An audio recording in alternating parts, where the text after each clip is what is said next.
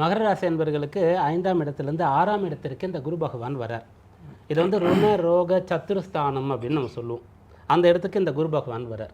அதனால் ஆரோக்கியத்தில் நீங்கள் வந்து அக்கறை எடுத்துக்கொள்ள வேண்டும். பொதுவாக நீங்கள் எப்படி இருப்பீங்க அப்படின்னு கேட்டால், புதுசாக ஒரு கம்பெனி வருது அப்படின்னு சொன்னால் அந்த இடத்துல வேலைக்கு போகிறாங்க அப்படின்னு சொன்னால், யாரும் வேலைக்கு போகிறதுக்கு முன் வரலன்னு சொன்னால் நீங்கள் கிளம்பி போவீங்க. நீங்கள் என்ன நினைக்கிறீங்களோ அதான் நீங்கள் பண்ணுவீங்க. ரொம்பவும் வல்லமை படைத்த, ரொம்பவும் தைரியசாலியான ஒரு ஆள் நீங்கள். அப்படி இருக்கும்போது உங்கள் ராசியில் குரு பகவான் நீச்சமாயிடுறார்.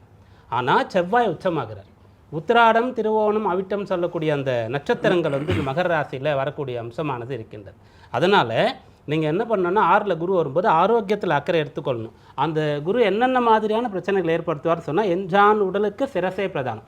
அந்த சிரசில் தலையில் மூளைன்னு சொல்லும்போது ரொம்ப பயப்பட வேண்டாம். நீங்கள் நல்ல ஒரு சிந்தனையோடு இருக்கும்போது எந்த பிரச்சனையும் இல்லை. அதில் வந்து தப்பாக சிந்திக்கிறதுக்கான ஒரு அம்சம் இருக்கிறது. ஏற்கனவே பிரெயின் சம்பந்தமான பிரச்சனை இருக்கக்கூடியவங்க கொஞ்சம் பார்த்துக்கணும். இப்படி 6ஆம் இடத்துல குரு வரும்போது ஆரோக்கியத்திற்கு முக்கியத்துவம் தரணும். அதன் பிறகு அதிக கடன் நீங்கள் வாங்கக்கூடாது. அதன் பிறகு செவ்வாய் ராசியில் உச்சமாவார்னு சொல்லிட்டோம், யாரையும் பகைத்து கொள்ளக்கூடாது. இந்த விஷயங்களை கவனத்தில் நீங்கள் கொள்ளும்போது உங்களுடைய இந்த ஓராண்டு காலம் குரு பகவான் 6ஆம் இடத்திலிருந்து பெரிய பிரச்சனை ஏதும் தராமல் உங்களுக்கு பலன் தருவார். வழிபாடு என்ன அப்படின்னு பார்க்கும்போது, முடியும் போதெல்லாம் திருப்பதிக்கு போயிட்டு வாங்க. டெய்லி வீட்டில் காலையில் எழுந்தவொடனே திருப்பதி பெருமாளை பிரார்த்தனை பண்ணிவிட்டு உங்கள் நாளை தொடங்குங்க. நல்ல பலன் உண்டாகும்.